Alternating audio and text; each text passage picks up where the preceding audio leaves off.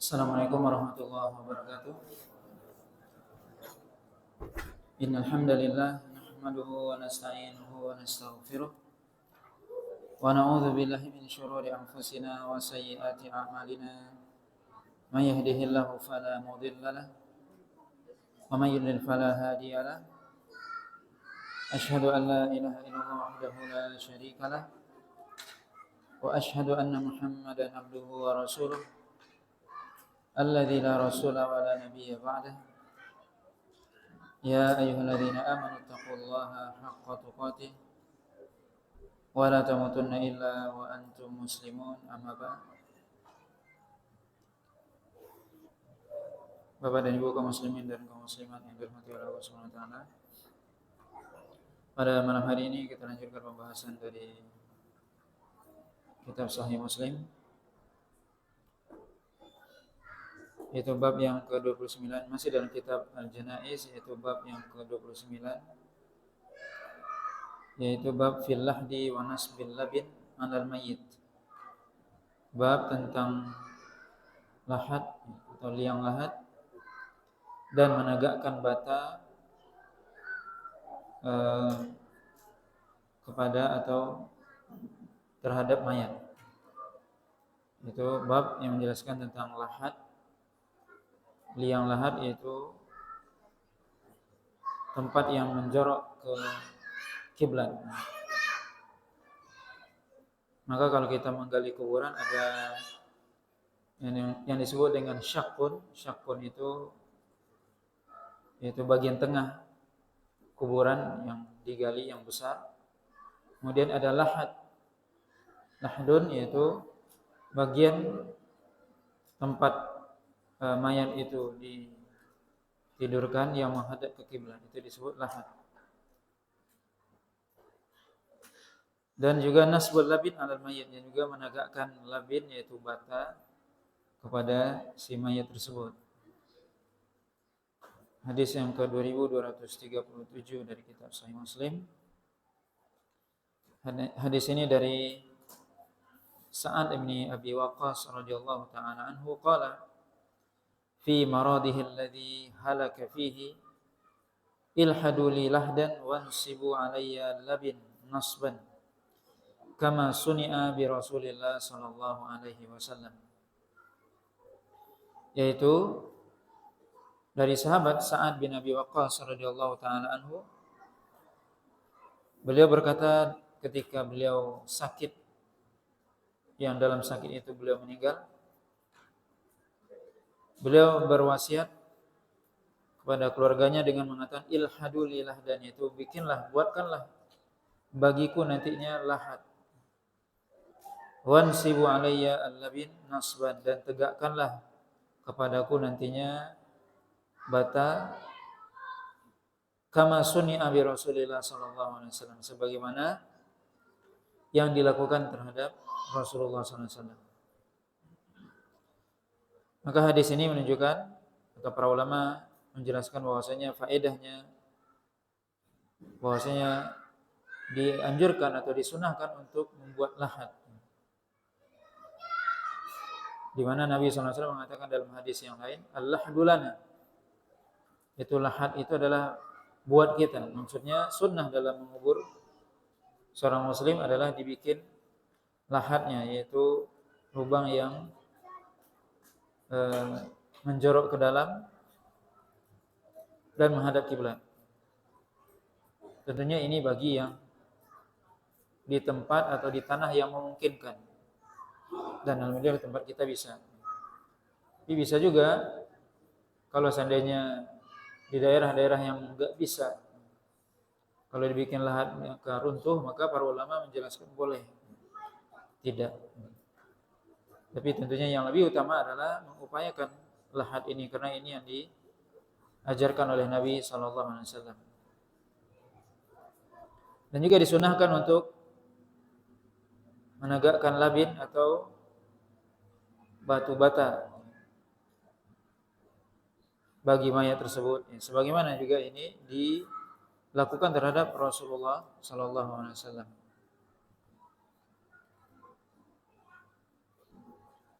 Kemudian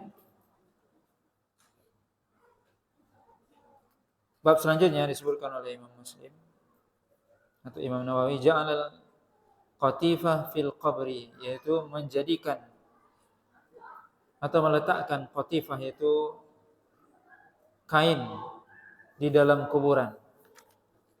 Hadis dari Abdullah bin Abbas radhiyallahu taala anhu qala ju'ila fi qabrin Nabi sallallahu alaihi wasallam qatifata atau qatifatun hamra. Dijadikan di dalam kuburan Nabi sallallahu alaihi wasallam itu qatifah, yaitu sebuah kain yang hamra, yang warna kemerahan. Dalam hal ini para ulama berbeda pendapat. Maksudnya adalah maksud dari qatifah di sini yaitu mayat tersebut dialasi dengan kain di kuburannya. Maka ini berbeda pendapat para ulama. Sebutkan bahwasanya ini hanya dilakukan kepada Rasulullah SAW saja. Dan itu disebutkan oleh Imam An-Nawawi bahwasanya salah seorang budak Rasulullah SAW atau mantan budak beliau yaitu Syakran, maula Rasulullah SAW, beliau disebutkan bahwasanya Rasulullah SAW memiliki sebuah kain yang biasa beliau duduki, yaitu qatifah hamra, kain yang kemerahan ini. Kemudian beliau biasanya duduk di situ. Ketika Rasulullah SAW meninggal, maka budak ini atau mantan budak ini Syakran radhiyallahu taala anhu, beliau meletakkan kain tersebut di kuburan Nabi SAW. Maka ini disebutkan ya dilakukan oleh Syakran dengan inisiatifnya sendiri. Tapi para ulama menjelaskan bahwasanya itu tidak dilakukan kepada selain Nabi SAW. Maka tidak disyariatkan untuk melakukan hal tersebut, yaitu memberikan alas kepada jenazah di dalam kuburannya. Itu tidak disyariatkan. Karena tidak ada sahabat yang melakukan itu. Hanya dilakukan oleh Syakran, yaitu atau Syukran, budak dari Rasulullah SAW. Dan ini pun berdasarkan ijtihad. Disebutkan oleh Imam Nawawi bahwasanya para sahabat tidak menyetujui perbuatan tersebut. Dan Syakran ini melakukannya karena dia tidak ingin tempat itu atau kain tersebut itu berpindah kepada yang lain. Ini disebutkan oleh para ulama. Tapi di sini yang paling jelas adalah bahwasanya ini tidak disyariatkan. Hanya pernah terjadi kepada Nabi SAW.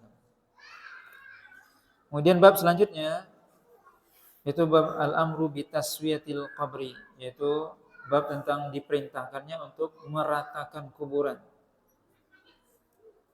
Meratakan kuburan. Sebutkan di sini hadis dari Abi Hayyaj Al-Asadi, qala li Ali ibnu Abi Talib radhiyallahu ta'ala anhu, alla ab'athuka ala ma ba'athani alaihi Rasulullah sallallahu alaihi wasallam, alla tada'a timthalan illa tamastahu wala qabran musyrifan illa sawaitahu. Dari Abi Hayyaj Al-Asadi, beliau berkata bahwasanya Ali bin Abi Thalib radhiyallahu ta'ala anhu berkata kepadaku, tidakkah kamu atau maukah kamu aku utus sebagaimana Rasulullah SAW dulu mengutusku, yaitu tidaklah engkau mendapati patung timsal kecuali engkau hancurkan atau engkau hilangkan dari badannya. Wala qabran musyrifan illa sawaitahu, dan tidak juga ada kuburan yang kau lihat yang tinggi kecuali engkau ratakan. Dalam hadis ini atau hadis ini terdapat beberapa faedah. Pertama, bahwasanya Ali bin Abi Thalib yang menyuruh sahabat beliau yaitu Abil Hayat Al-Asadi, sebagaimana juga Rasulullah SAW dulu pernah mengutus Ali bin Abi Thalib dengan misi yang sama. Apa misinya? Dua misi yang disebutkan di sini, yaitu pertama, tidaklah dia melihat timsal, yaitu patung, kecuali diratakan. Patung itu diratakan maksudnya dihancurkan. Para ulama menyebutkan apa arti tamas tahu, yaitu engkau hancurkan patung tersebut. Karena tentunya dilarang membuat patung. Maka Rasulullah SAW itu mengutus Ali bin Abi Thalib untuk menghapuskan atau menghancurkan seluruh patung. Yang kedua, wala qabran musyrifan illa sawaitahu, yaitu juga kuburan yang meninggi atau kelihatan tinggi kecuali diratakan. Maka ini diperintahkan oleh Nabi SAW agar menghilangkan patung, karena ini tentunya bisa membawa kepada kesyirikan. Termasuk juga kuburan yang dia kelihatannya tinggi dan sebagainya itu diratakan. Para ulama di sini menjelaskan bahwasanya berbeda pendapat para ulama. Kuburan itu bagaimana seharusnya? Sebagian ulama mengatakan sebagaimana dalam hadis Nabi, yaitu kuburan itu diratakan saja.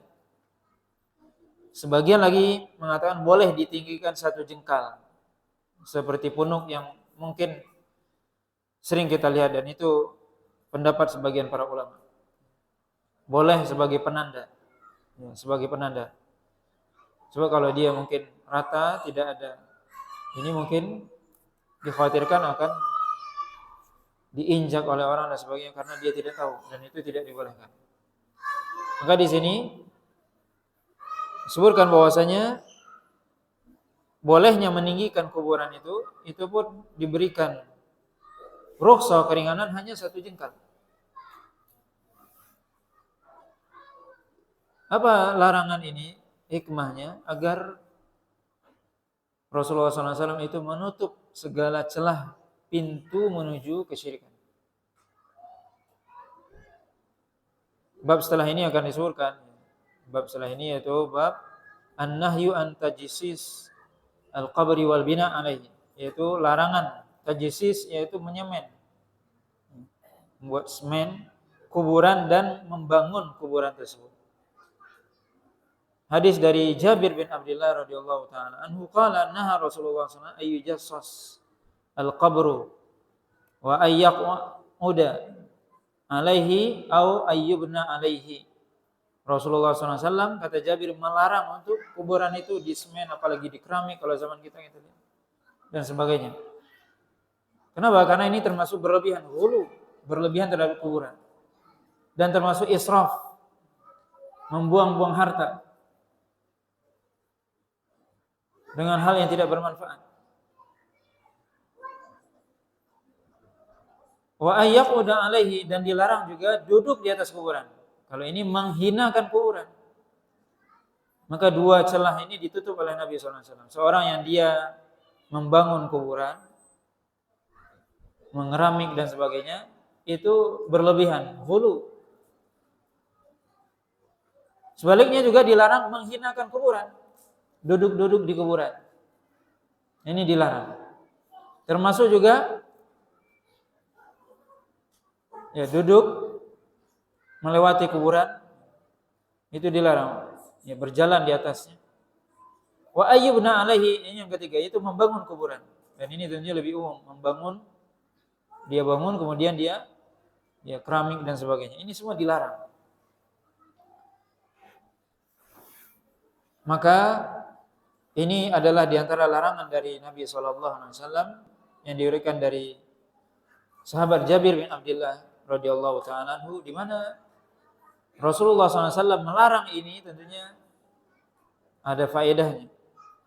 Para ulama menjelaskan Rasulullah SAW menutup segala sesuatu yang menuju kepada kesyirikan. Dan salah satu kaidah yang diambil oleh para ulama bahwasanya syariat Islam itu menutup segala sesuatu pintu celah menuju perbuatan maksiat atau yang dilarang. Allah SWT melarang kesyirikan. Makanya Nabi melarang untuk membangun kuburan atau yang lebih dari itu, mengeramik dan sebagainya.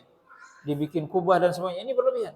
Ini ghulu, bisa membawa kepada kesyirikan. Nanti orang akan datang ke situ, lebih betah di situ. Kadang lebih ramai kuburan daripada masjid.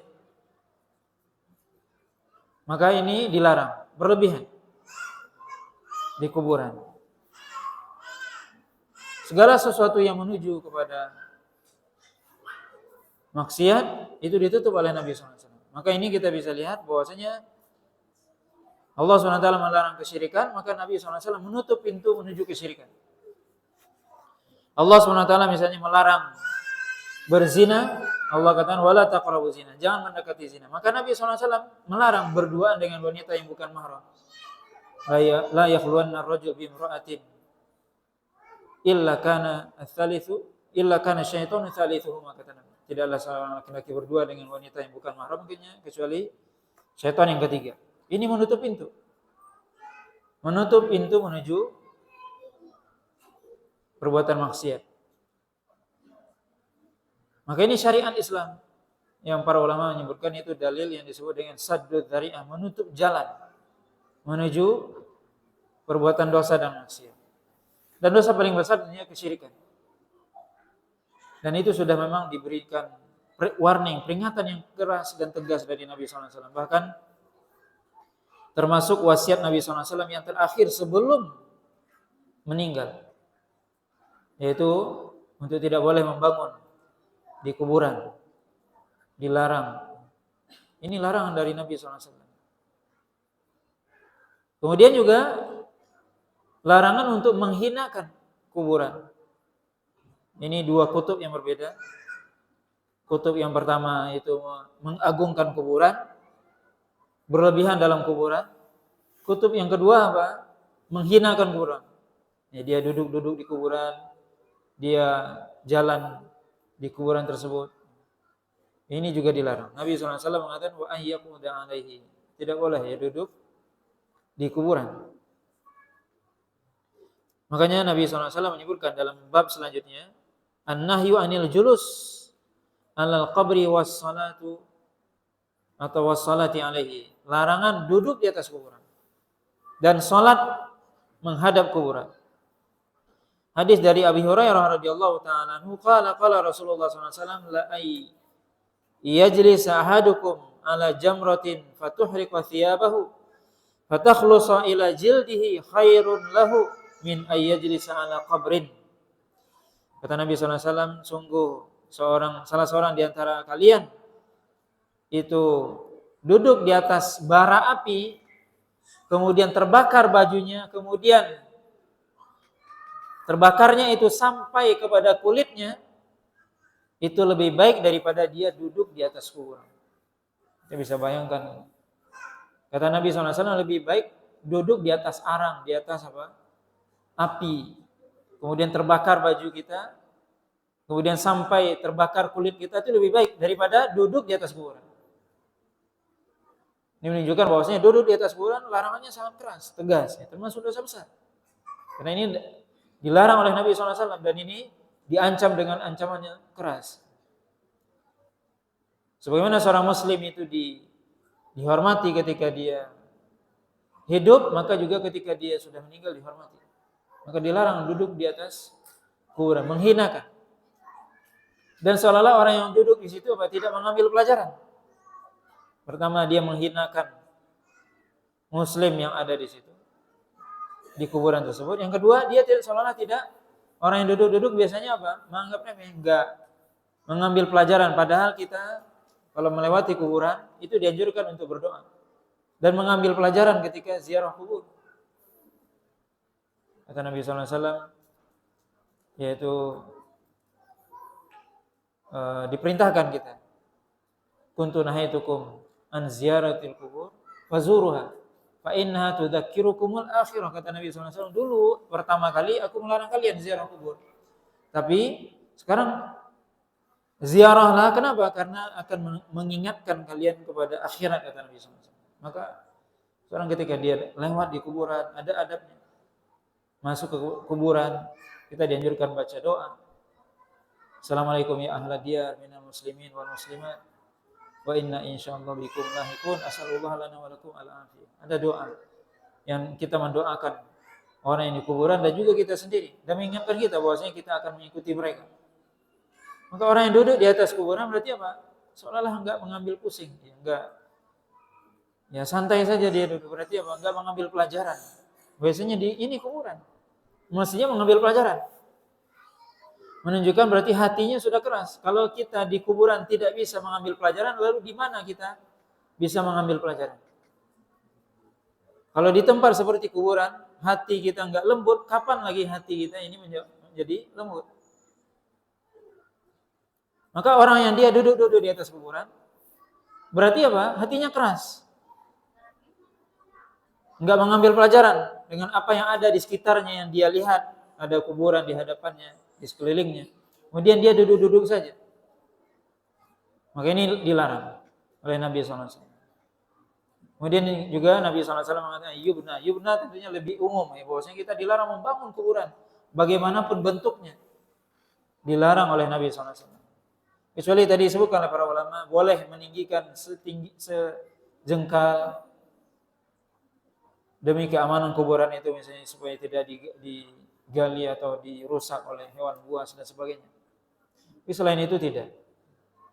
Maka ini yang dianjurkan oleh Nabi SAW, ini yang diperintahkan oleh Nabi SAW. Ya mungkin di zaman kita sekarang banyak yang tidak mengindahkan ini.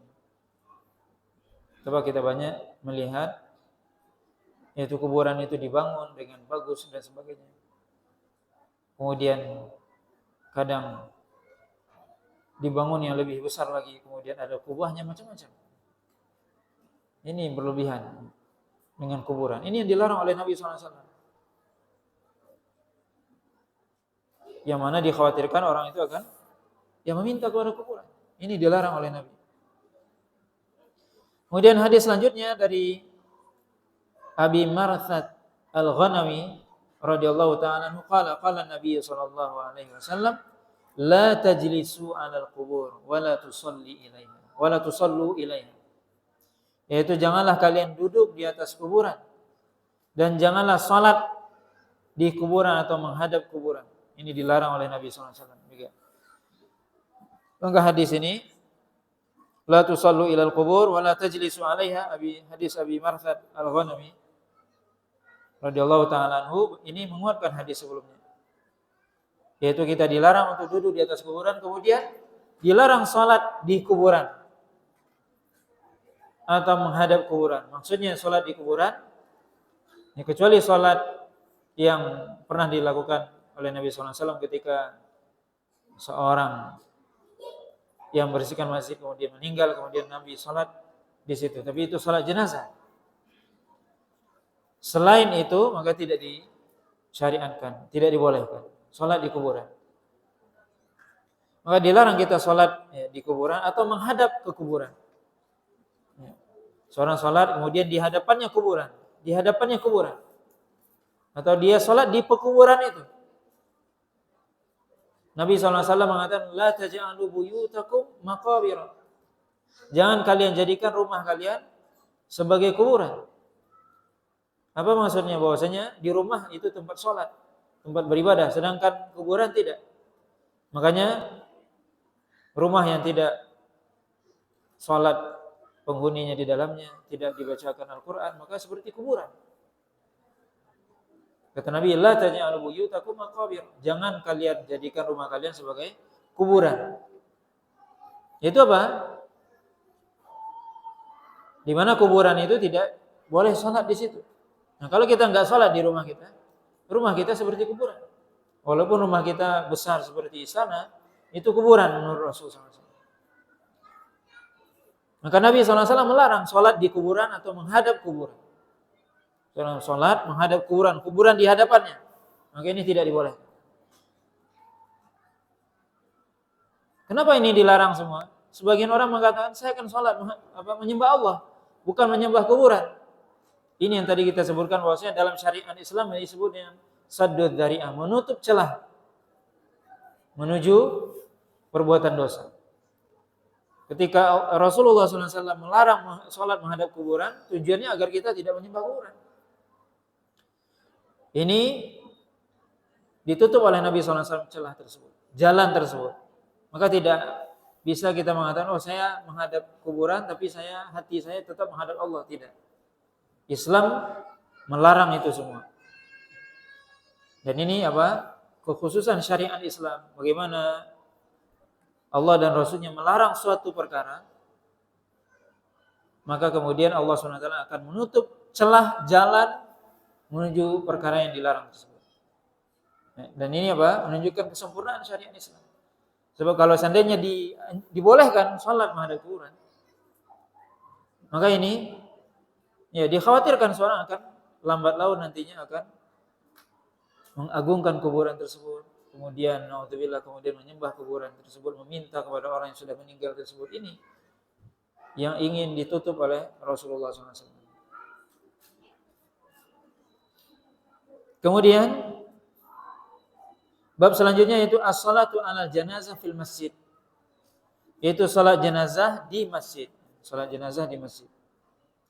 Hadis ini dari Abdullah bin Zubair radhiyallahu ta'ala anhu anna Aisyah radhiyallahu ta'ala anha amarat ay yamurra bi janazati Sa'ad bin Abi Waqqas radhiyallahu ta'ala anhu fil masjid fatusalli alaihi fa ankara an-nasu dzalika 'alaiha fa qala ma asra'a ma nasiya an-nas ma shalla Rasulullah sallallahu alaihi wasallam ala Suhail ibn Bayda illa fil masjid. Itu hadis dari Abdullah bin Zubair radhiyallahu ta'ala anhu bahwasanya Aisyah radhiyallahu ta'ala anha menyuruh agar jenazah Sa'ad bin Abi Waqqas sahabat Nabi sallallahu alaihi wasallam itu dilewatkan di masjid, maksudnya di masjid. Agar beliau yaitu Aisyah bisa menyolatkannya. Maka kemudian sebagian manusia mengingkari hal tersebut. Kemudian Aisyah mengatakan betapa cepatnya manusia itu lupa. Tidaklah Rasulullah SAW menyolatkan Suhail ibni Bayda kecuali di masjid. Maksudnya di sini bahwasanya manusia mengingkari menyolatkan jenazah di masjid. Ini menunjukkan bahwasanya para ulama menjelaskan kebanyakan atau mayoritas itu Nabi SAW tidak menyolatkan jenazah di masjid. Tapi menyolatkan yang disebut oleh para ulama ada musalla di dekat kuburan. Musalla, tapi bukan di kuburan. Ya, di dekat kuburan itu ada musalla, tempat salat jenazah, kemudian dari situ langsung dikuburkan. Tempat salat yang dekat dengan kuburan. Sebagaimana juga Nabi SAW itu memiliki di zaman beliau musalla Id. Musalla untuk salat Idul Fitri dan Idul Adha. Maka di sini Aisyah radhiyallahu ta'ala meminta jenazah Sa'ad agar dibawa ke masjid supaya beliau bisa menyolatkannya. Maka manusia ketika itu sebagian mereka mengingkari, kenapa dibawa ke masjid? Kenapa disolatkan di masjid? Aisyah mengatakan betapa manusia itu cepat lupa. Bahwasanya Rasulullah SAW dulu menyolatkan Suhail ibn Bayda radhiyallahu anhu itu di masjid. Ini menunjukkan bahwasanya boleh menyolatkan mayat di masjid, ya, boleh.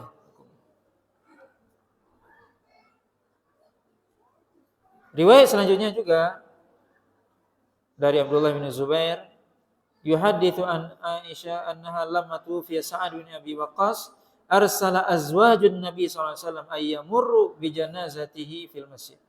Fa yusallina alaihi fa fa'alu fa wuqifa bihi ala hujarihinna yusallina alaihi ukhrija bihi min babil janaiz alladhi kana ila al-maqa'id fabalaghahunna anna an-nasa abu dhalika wa qalu ma kanatil janaizu yudkhalu biha al-masjid fabalagha dhalika Aisyah faqalat ma asra an-nasa ila ayyibu ma la ilma lahum bihi abu alaina ayyamur bi janazatin fil masjid wa ma shalla Rasulullah sallallahu alaihi wasallam ala Suhail ibnu Baidha illa fi jawfil masjid.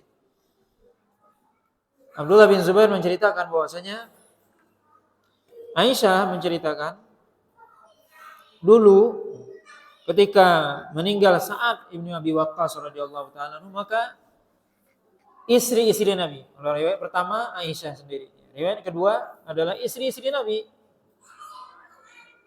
yaitu memerintahkan agar jenazahnya dibawa ke masjid. Agar apa? Mereka bisa menyolatkan istri-istri Nabi.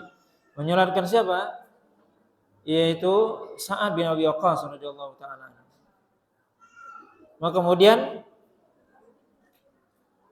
dibawalah ke masjid, kemudian diberhentikan jenazah itu di kamar-kamar atau di rumahnya para istri Nabi, kemudian dikeluarkan melalui pintu janaiz, ada pintu yang menuju musalla. Kemudian sampailah berita itu kepada manusia, mereka mengatakan, kenapa jenazah ini dimasukkan ke dalam masjid? Kemudian sampai juga perkataan tersebut kepada Aisyah, kemudian Aisyah mengatakan betapa cepatnya orang itu mengingkari atau mencela sesuatu yang dia tidak punya ilmu di dalamnya. Maksudnya orang mengingkari tadi.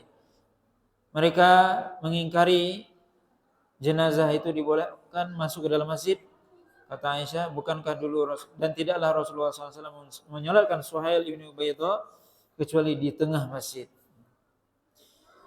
Faedah dari hadis ini apa? Bahwasanya boleh menyolatkan jenazah di masjid. Kemudian yang kedua juga kedudukan Sa'ad bin Abi Waqqas, sahabat Nabi SAW yang sangat mulia. Beliau disolatkan oleh istri-istri Nabi ketika beliau meninggal. Kemudian juga faedah dari hadis ini bahwasanya seorang hendaknya dia tidak mudah mengingkari sesuatu atau mencela sesuatu yang dia tidak punya ilmu di dalamnya. Nah, di sini sebagaimana Aisyah, beliau menyolatkan jenazah di masjid, kemudian sebagian orang mengingkari beliau, yang mana mereka ternyata tidak memiliki ilmu. Aisyah mengatakan, Nabi dulu pernah menyolatkan Suhail, sahabat Nabi SAW yang meninggal di dalam masjid. Maka ini menjadi pelajaran bagi kita untuk kita tidak tergesa-gesa mengingkari sesuatu. Kalau kita melihat, mendengar suatu kejadian, kita tidak tergesa-gesa mengingkari atau menetapkan, kecuali kita mempelajarinya terlebih dahulu. Maka orang yang berilmu dia tidak tergesa-gesa, tapi dia akan berusaha mencari ilmunya. Ini apa yang terjadi, boleh atau tidak dan sebagainya. Berhati-hati, tidak mudah menetapkan dan juga tidak mudah mengingkari sesuatu. Ini langsung diingkari, tidak. Di sini Aisyah mengingkari perbuatan manusia yang mengingkari beliau, karena mereka tidak berilmu kemudian mengingkari. Ini bisa kita lihat bagaimana kadang sebagian manusia sangat gampang mengingkari sesuatu yang dia kadang tidak berilmu di dalamnya. Dan itu memang tabiat sebagian orang yang dia tidak memiliki ilmu. Makanya para ulama jelaskan, orang yang memiliki ilmu dia tidak tergesa-gesa untuk mengingkari atau menetapkan sesuatu, tapi dia akan mempelajarinya, melihatnya, menimbang dan sebagainya. Kemudian hadis terakhir dalam bab ini adalah dari Abi Salamah ibni Abdurrahman, anna Aisyah lamma tuwfiya Sa'ad ibn Abi Waqqas qalat udkhulu bihil masjid hatta usalli alaihi fa unkira dzalika alaiha fa qala wallahi laqad shalla Rasulullah sallallahu alaihi wasallam ana ibnai Baidha fil masjid Suhail wa akhihi. Yaitu Hadis ini dari, kalau tadi dari Abdullah bin Zubair, kalau ini dari Abi Salamah bin Abdurrahman, yang seorang tabi'in. Bahwasanya Aisyah mengatakan, menceritakan ketika saat bin Abi Waqqas meninggal, ya sama, Aisyah menyuruh agar jenazahnya dimasukkan ke dalam masjid supaya aku bisa menyolatinya, kata Aisyah. Tapi perbuatan beliau diingkari oleh manusia. Kemudian Aisyah sampai bersumpah, wallahi, di sini Aisyah bersumpah, demi Allah, sungguh Rasulullah SAW menyolatkan 2 orang anak Ibnu Baydah itu di masjid. Itu Suhail dan saudaranya.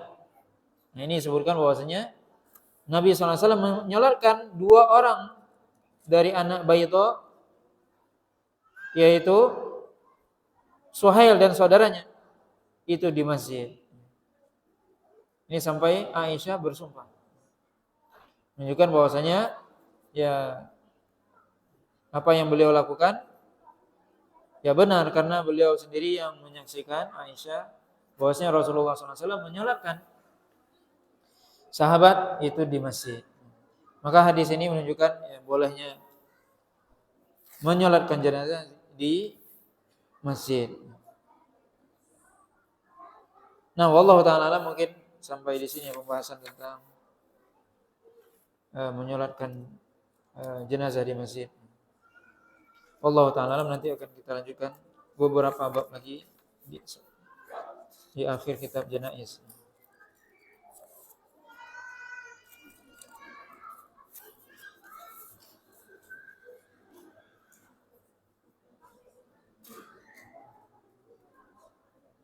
Bagaimana jika sholat di masjid yang ada di komplek masjidnya ada kuburannya? Nah, kalau seandainya kuburannya di dalam masjid, sepakat para ulama. Kalau seandainya kuburannya di dalam masjid, ya, dalam masjid, sepakat seluruh para ulama bahwasanya tidak boleh sholat di masjid tersebut.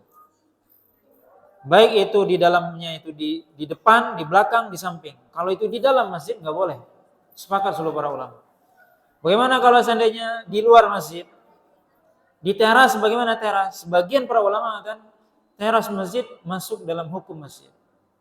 Dan itu yang lebih kuat. Kemudian kalau di luar pekarangan masjid, maka ya kalau seandainya para ulama mengatakan kalau ada batas dinding, ya, dinding antara masjid dengan kuburan itu, maka itu dibolehkan. Maka itu dibolehkan.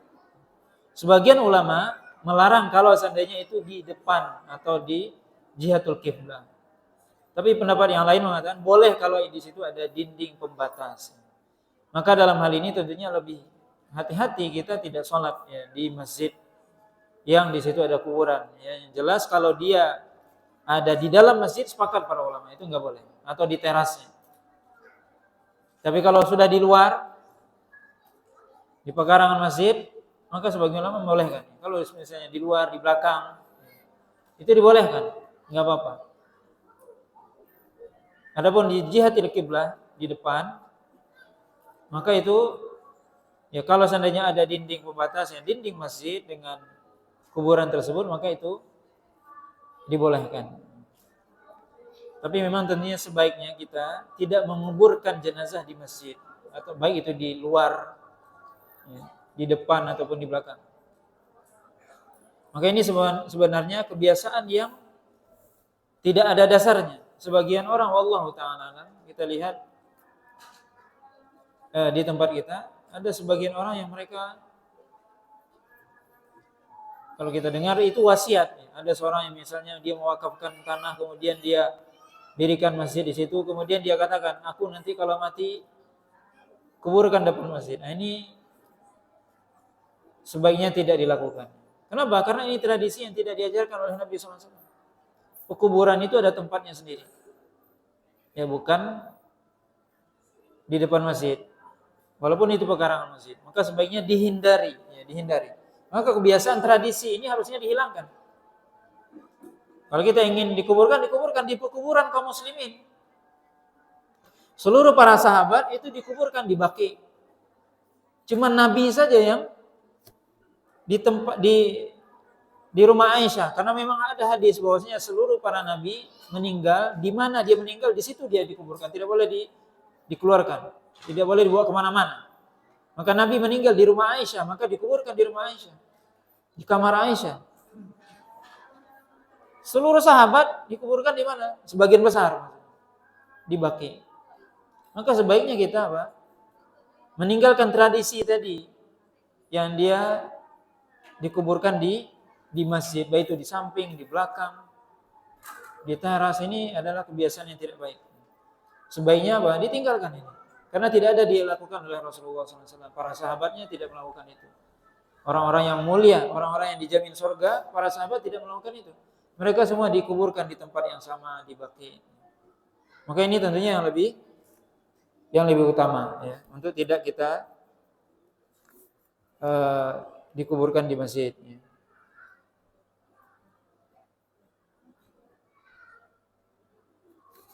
Nah, ya sama, ya. Tentunya masjid, ya. Masjid dekat kuburan. Kita katakan tadi sudah kita sebutkan bahwasanya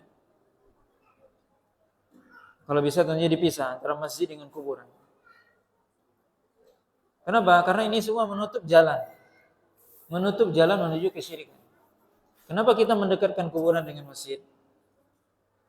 Apa maksudnya? Harusnya dijauhkan antara kuburan dengan masjid, ya. Supaya apa? Ya, kita benar-benar menjauhkan diri dari segala macam yang akan membawa kepada kesyirikan. Ya. Nah, wallahu ta'ala alam. Subhanakallahumma wa bihamdika asyhadu an la ilaha illa anta astaghfiruka wa atubu ilaik. Wa sallallahu ala nabiyyina Muhammadin wa ala alihi wasallam. Wassalamualaikum warahmatullahi wabarakatuh.